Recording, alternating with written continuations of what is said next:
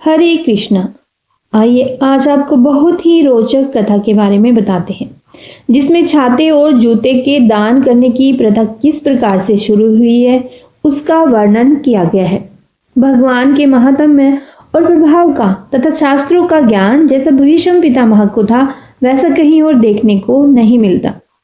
महाभारत का एक पर्व दान पर्व के नाम से प्रसिद्ध है, जो उन्होंने युधिष्ठिर को सुनाया था। इसमें युधिष्ठिर भीष्म पितामह से पूछते हैं, श्राद्ध कर्म तथा अन्य अवसरों पर जो छाता और जूते का दान करने की परंपरा चली आ रही है, उसे किसने चलाया था?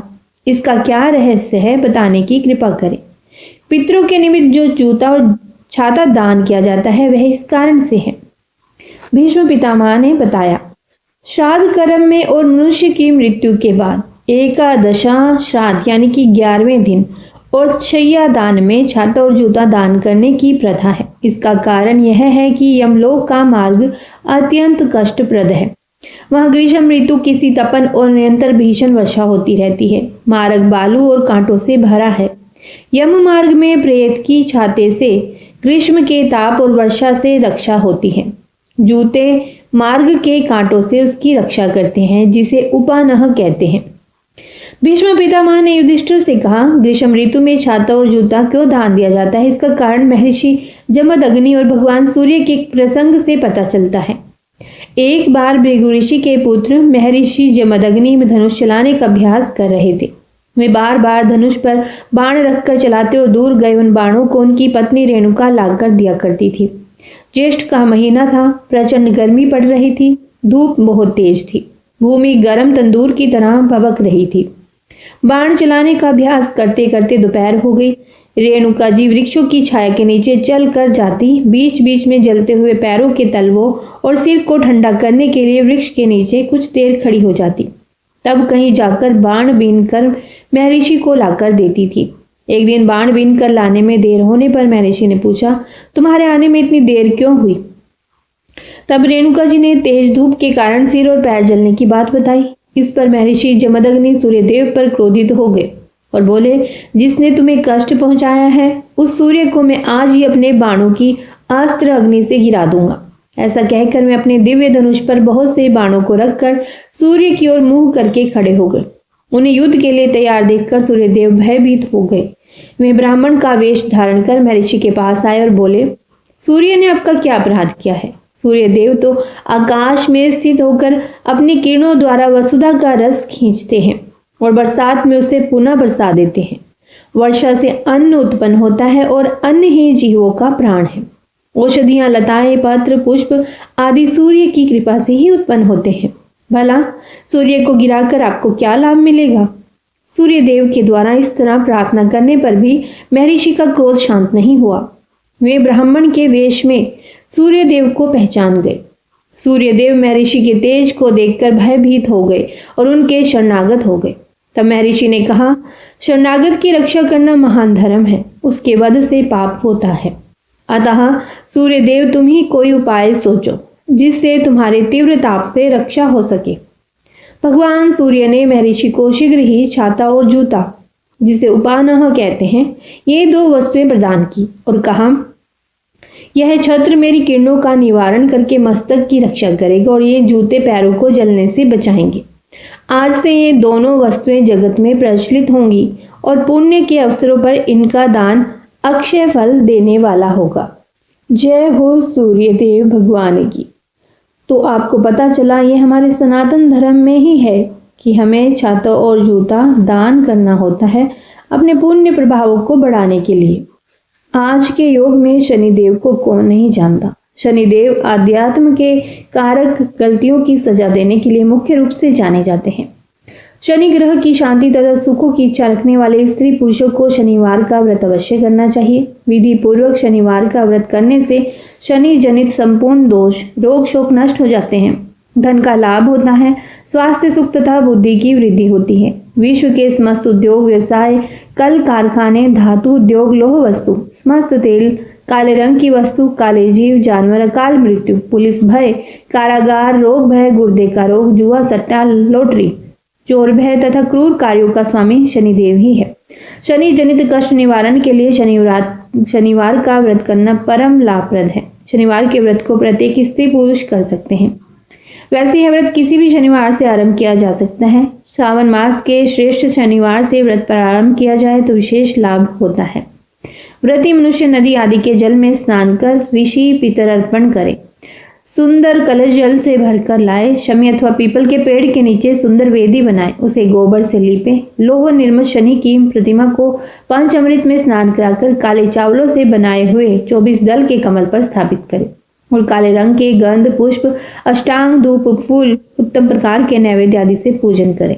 शनि के इन 10 नामों का उच्चारण शनिवार को करना चाहिए। सबसे पहले आता है ओम कोणस्थाय नमः, दूसरा है ओम रौद्रतमकाय नमः, तीसरा है शनीश्वराय नमः, चौथा यमाय नमः और पांचवा बभ्रवे नमः, छठा है कृष्णाय नमः और सातवां मंदाय नमः, सातवां पिप्पलाय नमः, आठवां पिंगलाय नमः, नौवां ओम सौरवे नमः और 10वां है ओम सौरय नमः। शमी अथवा पीपल के वृक्ष में सूत के 7 धागे लपेटकर 7 परिक्रमा करें तथा वृक्ष का पूजन करें। शनि पूजन सूर्योदय से पहले तारों की छांव में करना चाहिए। शनिवार व्रत कथा को भक्ति पूर्वक और प्रेम पूर्वक सुनना चाहिए। कथा कहने वाले को दक्षिणा दें। तिल, जौ, उड़द, गुड़, लोहा तेल, नीले वस्त्र का दान करें। आरती और प्रार्थना करने के पश्चात प्रसाद बांटें। पहले शनिवार को उड़द का भात और दही, दूसरे शनिवार को खीर, तीसरे को खजला, चौथे शनिवार को घी और पूरियों का भोग लगाएं। इस प्रकार 33 शनिवार तक इस क्रम को करें। इस प्रकार व्रत करने से शनिदेव प्रसन्न होते हैं। इससे सब प्रकार के कष्ट, अरिष्ट आदि व्याधियों का नाश होता है और अनेक प्रकार के सुख साधन, धन, पुत्र, पौत्र आदि की प्राप्ति होती है। कामना की पूर्ति होने पर शनिवार के व्रत का उद्यापन करें। 33 ब्राह्मणों को भोजन कराएं, व्रत का विसर्जन करें। इस प्रकार व्रत का उद्यापन करने से पूर्ण फल की प्राप्ति होती है एवं सभी प्रकार की कामनाओं की पूर्ति होती है। कामना पूर्ति होने पर यदि यह व्रत किया जाए तो प्राप्त वस्तु का नाश नहीं होता। राहु, केतु और शनि के कष्ट निवारण हेतु भी शनिवार के व्रत का विधान है। इस व्रत में शनि की लोहे की, राहु और केतु की शीशे की मूर्ति बनवाएं। कृष्ण वर्ण वस्त्र, 2 भुजा दंड और अक्षमालाधारी काले रंग के 8 घोड़े वाले रथ में बैठे शनि का ध्यान करें। कराल बदन, खड़ग चर्म और शूल से युक्त नीले सिंहासन पर विराजमान वरप्रद राहु का ध्यान करें और धूम्रवर्ण गद आदि आयुर्धों से युक्त गृध आसन पर विराजमान विकट आसन और वरप्रद केतु का ध्यान करें। इन्हीं स्वरूपों में मूर्तियों का निर्माण कराएं। अरवा गोलाकार मूर्ति बनवाएं। काले रंग के चावलों से 24 दल का कमल निर्माण करें और कमल के मध्य में शनि, दक्षिण भाग में राहु और वाम भाग में केतु की स्थापना करें। रक्त चंदन में केसर मिलाकर, गंध चावल में काजल मिलाकर, काले चावल, काकमाची, काग लहर के काले पुष्प, कस्तूरी आदि से कृष्ण धूप और तिल आदि के संयोग से कृष्ण नैवेद्य यानी कि भोग अर्पण करें और प्रार्थना करें और प्रभु को नमस्कार करें। इस प्रकार से कहें, शनिश्चर नमस्तुभ्यम नमस्तेत वथ राहवे, केतवेऽथ नमस्तुभ्यम सर्व शांति प्रदो भव। 7 शनिवार तक व्रत करें। शनि हेतु शनि मंत्र से शनि की संविधा में, राहु हेतु राहु मंत्र से पूर्वा की संविधा में, केतु हेतु केतु मंत्र से कुशा की संविधा में और कृष्ण जौ के घी व काले तिल से प्रत्येक के लिए 108 आहुतियां दे और ब्राह्मणों को भोजन कराएं। इस प्रकार शनिवार के व्रत के प्रभाव से शनि और राहु केतु जनित कष्ट, सभी प्रकार के अरिष्ट तथा आदि व्याधियों का सर्वथा नाश होता है। यह थी शनिवार के व्रत की विधि। आइए सुनते हैं श्री शनिवार व्रत कथा। जय श्री गणेश। एक समय समस्त प्राणियों का हित चाहने वाले मुनि नैमिषारण्य में एकत्र हुए। उस समय व्यास जी के शिष्य श्री सूत जी शिष्यों के साथ श्री हरि का स्मरण करते हुए वहां आए। समस्त शास्त्रों के ज्ञाता श्री सूत जी को आया देखकर महातेजस्वी शौनक आदि मुनियों ने उठकर श्री सूत जी को प्रणाम किया। मुनियों द्वारा दिए गए आसन पर श्री सूत जी बैठ गए। हे ऋषियों, युधिष्ठिर आदि पांडव जब वनवास में अनेक कष्ट भोग रहे थे, उस समय उनके प्रिय सखा श्री कृष्ण उनके पास पहुंचे। युधिष्ठिर ने श्री कृष्ण का बहुत आदर किया और सुंदर आसन पर बिठाया। श्री कृष्ण बोले, हे युधिष्ठिर, कुशल पूर्वक तो हो? युधिष्ठिर ने कहा, हे प्रभु, आपकी कृपा है, आपसे कुछ छिपा नहीं है। कृपा कर कोई ऐसा उपाय बतलाइए जिसके करने से यह ग्रह कष्ट न व्यापे, इसे छुटकारा मिले। यह शनि ग्रह बहुत कष्ट देता है। श्री कृष्ण बोले, राजन, आपने बहुत ही सुंदर बात पूछी है। आपसे एक उत्तम व्रत कहता हूँ। सुनिए, जो मनुष्य भक्ति और श्रद्धा युक्त होकर शनिवार के दिन भगवान शंकर का व्रत करते हैं, उन्हें शनि की ग्रह दशा में कोई कष्ट नहीं होता, उनको निर्धनता नहीं सताती तथा इस लोक में अनेक प्रकार के सुखों को भोगकर अंत में शिवलोक की प्राप्ति होती है। युधिष्ठिर बोले, हे प्रभु, सबसे पहले यह व्रत किसने किया था? कृपा करके इसे विस्तार पूर्वक कहें तथा इसकी विधि भी बतलाएं। भगवान श्री कृष्ण बोले, राजन, शनिवार के दिन, विशेषकर सावन मास में शनिवार के दिन, लोह निर्मित प्रतिमा को पंचामृत से स्नान कराकर अनेक प्रकार के गंध, अष्टांग, धूप, फल, उत्तम प्रकार के नैवेद्य आदि से पूजन करें।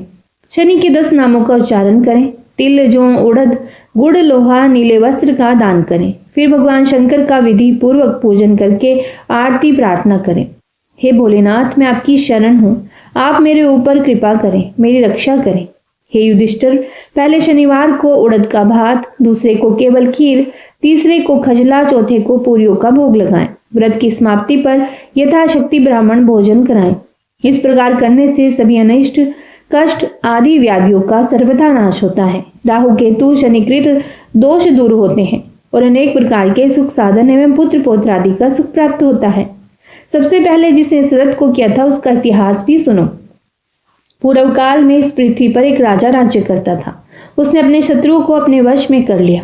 दैवगति से राजा और राजकुमार पर शनि की दशा आई। राजा को उसके शत्रुओं ने मार दिया। राजकुमार भी बेसहारा हो गया। राजगुरु को भी बैरियों ने मार दिया। उसकी विधवा ब्राह्मणी तथा उसका पुत्र सूचिव्रत रह गया।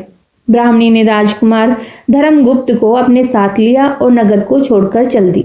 गरीब ब्राह्मणी दोनों कुमारों को बहुत कठिनाई से निर्वाह कर रही थी, उनके साथ जीवन यापन कर रही थी। कभी किसी शहर में और कभी किसी नगर में दोनों कुमारों को लेकर के घूमती रहती थी। एक दिन वह ब्राह्मणी जब दोनों कुमारों को लिए एक नगर से दूसरे नगर जा रही थी कि उसे मार्ग में महर्षि शांडिल्य के दर्शन हुए। ब्राह्मणी ने दोनों बालकों के साथ मुनि के चरणों में प्रणाम किया और बोली, महर्षि, मैं आज आपके दर्शन करके कृतार्थ हो गई हूँ। यह मेरे दोनों कुमार आपकी शरण में हैं, आप इनकी रक्षा करें।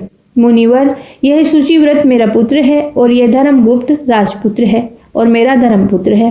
हम घोर दारिद्र्य में हैं, अब हमारा उद्धार कीजिए। मुनि शांडिल्य ने ब्राह्मणी की सब बात सुनी और बोले, देवी, तुम्हारे ऊपर शनि का प्रकोप है, अतः आप शनिवार के दिन व्रत करके भोले शंकर की आराधना किया करो, इससे तुम्हारा कल्याण होगा। ब्राह्मणी और दोनों कुमार मुनि को प्रणाम कर शिव मंदिर के लिए चल दिए। दोनों कुमारों ने ब्राह्मणी सहित मुनि के उपदेश के अनुसार शनिवार का व्रत किया था और शिव जी का पूजन किया। दोनों कुमारों को यह व्रत करते करते 4 मास व्यतीत हो गए। एक दिन शुचिव्रत स्नान करने के लिए गया, उसके साथ राजकुमार नहीं था। कीचड़ में उसे एक बहुत बड़ा कलश दिखाई दिया। शुचिव्रत ने उसको उठाया और देखा तो उसमें धन था। शुचिव्रत उस कलश को लेकर घर आया और माँ से बोला, हे माँ, शिवजी ने इस कलश के रूप में धन दिया है। माता ने आदेश दिया, बेटा तुम दोनों इसको बांट लो। माँ का वचन सुनकर शुचिव्रत बहुत ही प्रसन्न हुआ और धर्मगुप्त से बोला, भैया अपना हिस्सा ले लो। परंतु शिव भक्त राजकुमार धर्मगुप्त ने कहा, माँ मैं हिस्सा लेना नहीं चाहता, क्योंकि जो कोई अपने सुकृत से जो कुछ भी पाता है वह उसी का भाग है और उसे आप ही भोगना चाहिए। शिव जी मुझ पर भी कृपा करेंगे। धर्मगुप्त प्रेम और भक्ति के साथ शनि का व्रत करके पूजा करने लगा। इस प्रकार से 1 वर्ष व्यतीत हो गया।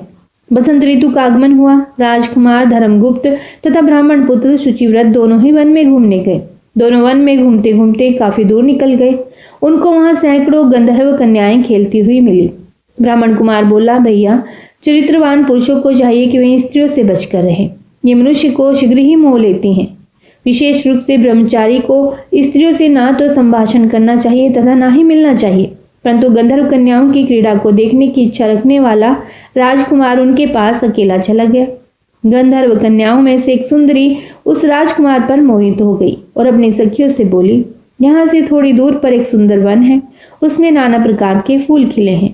तुम सब जाकर उन सुंदर फूलों को तोड़कर ले आओ, तब तक मैं यहाँ बैठी हूँ। सखियां उस गंधर्व कन्या की आज्ञा पाकर चली गई और वह सुंदर गंधर्व कन्या राजकुमार पर दृष्टि गड़ाकर बैठ गई। उसे अकेला देखकर राजकुमार भी उसके पास चला आया। राजकुमार को देखकर गंधर्व कन्या उठी और बैठने के लिए कमल पत्तों का आसन दिया। राजकुमार आसन पर बैठ गया। गंधर्व कन्या ने पूछा, आप कौन हैं, किस देश के रहने वाले हैं तथा आपका आगमन कैसे हुआ है? राजकुमार ने कहा, मैं विदर्भ देश के राजा का पुत्र हूँ। मेरा नाम धर्मगुप्त है। मेरे माता पिता स्वर्गलोक सिधार चुके हैं। शत्रुओं ने मेरा राज्य छीन लिया है। मैं राजगुरु की पत्नी के साथ रहता हूँ। वह मेरी धर्म माता है। फिर राजकुमार ने उस गंधर्व कन्या से पूछा, आप कौन है, किसकी पुत्री हैं और किस कार्य से यहाँ पर आपका आगमन हुआ है? गंधर्व कन्या ने कहा, विद्रविक नाम के गंधर्व की मैं पुत्री हूँ। मेरा नाम अंशुमति है। आपको आता देख आपसे बात करने की इच्छा हुई। इसी से मैं सखियों को अलग भेजकर अकेली रह गई हूँ। गंधर्व कहते हैं कि मेरे बराबर संगीत विद्या में कोई निपुण नहीं है। भगवान शंकर ने हम दोनों पर कृपा की है, इसीलिए आपको यहाँ पर भेजा है। आपसे लेकर मेरा आपका प्रेम कभी ना टूटे। ऐसा कहकर कन्या ने अपने गले का मोतियों का हार राजकुमार के गले में डाल दिया। राजकुमार धर्मगुप्त ने कहा, मेरे पास ना राज है और ना ही धन है। आप मेरी भार्या कैसे बनेगी? आपके पिता हैं, आपने उनकी आज्ञा भी नहीं ली। गंधर्व कन्या बोली, अब आप घर जाएं, लेकिन परसों प्रातःकाल यहाँ अवश्य पधारें। राजकुमार से ऐसा कहकर गंधर्व कन्या अपनी सहेलियों के पास चली गई। राजकुमार धर्मगुप्त शुचिव्रत के पास चला आया और उसे सब समाचार कह सुनाया। राजकुमार धर्मगुप्त तीसरे दिन शुचिव्रत को साथ लेकर उसी वन में गया। उसने देखा कि स्वयं गंधर्व राज विदरिक उस कन्या को साथ लेकर उपस्थित हैं। गंधर्व राज ने दोनों कुमारों का अभिवादन किया और दोनों को सुंदर आसन पर बिठाकर राजकुमार से कहा, राजकुमार, मैं परसों कैलाश पर गौरीशंकर के दर्शन करने गया था। वहां करुणारूपी सुधा के सागर भोले शंकर जी महाराज ने मुझे अपने पास बुलाकर कहा, गंधर्व राज, पृथ्वी पर धर्मगुप्त नाम का राजभ्रष्ट राजकुमार है। उसके परिवार के लोगों को शत्रुओं ने समाप्त कर दिया है। वह बालक गुरु के कहने से शनिवार का व्रत करता है और सदा मेरी सेवा में लगा रहता है। तुम उसकी सहायता करो, जिससे वह अपने शत्रुओं पर विजय प्राप्त कर सके। गौरीशंकर की आज्ञा को सिरोधार्य कर मैं अपने घर चला आया। वहां मेरी पुत्री अंशुमति ने भी ऐसी ही प्रार्थना की। शिवशंकर की आज्ञा तथा अंशुमति के मन की बात जानकर मैं ही इसको इस वन में लाया हूँ। मैं इसे आपको सौंपता हूँ। मैं आपके शत्रुओं को परास्त कर आपको आपका राज्य दिला दूंगा। ऐसा कहकर गंधर्वराज ने अपनी कन्या का विवाह राजकुमार के साथ कर दिया तथा अंशुमति की सहेली की शादी ब्राह्मण कुमार शुचिव्रत के साथ कर दी। और उसने राजकुमार की सहायता के लिए गंधर्वों की चतुरंगिणी सेना भी दी। धर्मगुप्त के शत्रुओं ने जब यह समाचार सुना तो उन्होंने राजकुमार की अधीनता स्वीकार कर ली और राज्य भी लौटा दिया। धर्मगुप्त सिंहासन पर बैठा। उसने अपने धर्म भाई शुचिव्रत को मंत्री नियुक्त किया। जिस ब्राह्मणी ने उसे पुत्र की तरह पाला था उसे राजमाता बनाया। इस प्रकार शनिवार के व्रत के प्रभाव और शिवजी की कृपा से धर्मगुप्त फिर से विदर्भ राज हुआ। श्री कृष्ण भगवान बोले, हे पांडुनंदन, आप भी यह व्रत करें तो कुछ समय बाद आपको राज्य प्राप्त होगा और सभी प्रकार के सुखों की प्राप्ति होगी। आपके बुरे दिनों की शीघ्र ही समाप्ति होगी। युधिष्ठिर ने शनिवार व्रत की कथा सुनकर श्री कृष्ण भगवान की पूजा की और व्रत आरंभ किया। इसी व्रत के प्रभाव से महाभारत में पांडवों ने द्रोण, भीष्म और कर्ण जैसे महारथियों को परास्त किया। सबसे बढ़कर उन्हें श्री कृष्ण जैसा योग्य सारथी मिला तथा छीना हुआ राज्य प्राप्त करके वर्षों तक उसका सुख भोगा और फिर देह त्याग कर स्वर्ग की प्राप्ति की। कथा सुनने के बाद शनिदेव की आरती करें। आरती के बाद यथा समर्थ शनि मंत्र जप, स्तोत्र पाठ एवं संभव हो तो सहस्रनामावली का भी पाठ करना लाभदायक रहता है। जो व्यक्ति शनि की पीड़ा से व्याकुल है उन्हें शनि सहस्रनाम स्तोत्र का पाठ हर शनिवार दोपहर के बाद करना चाहिए। नियमित रूप से पाठ करने पर अधूरे कार्य भी पूरे होंगे और परिवार में सुख और समृद्धि होगी और व्यवसाय में भी उन्नति होगी। शनि सहस्रनाम का अर्थ है शनि देव के 1000 नाम। आइए आरती करते हैं।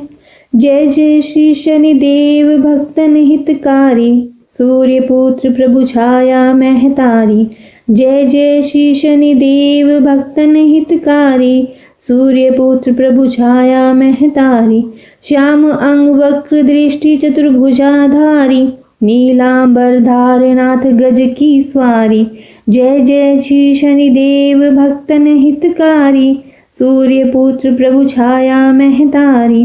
कीट मुकुट शीश राजित दीपत है लीलारी, मुक्तन की माला गले शोभित बलिहारी।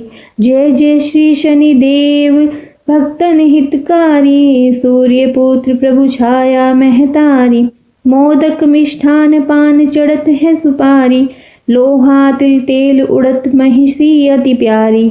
जय जय श्री शनिदेव भक्तन हितकारी, सूर्य पुत्र प्रभु छाया महतारी। देव दनुज ऋषि मुनि सुमिरत नर नारी, विश्वनाथ धरत ध्यान शरण है तुम्हारी। जय जय श्री शनिदेव भक्तन हितकारी, सूर्य पुत्र प्रभु छाया महतारी। जय जय श्री शनिदेव, जय हो शिवजी महाराज। हर हर महादेव। पार्वती माता की जय। लक्ष्मीपति नारायण भगवान की जय। आशा करती हूँ यह वीडियो आपको अच्छी लगी होगी, तो इसे लाइक और शेयर जरूर कीजिएगा। और यदि आप हमारे चैनल पर पहली बार आए हैं तो इसे सब्सक्राइब भी कीजिएगा। हर हर महादेव।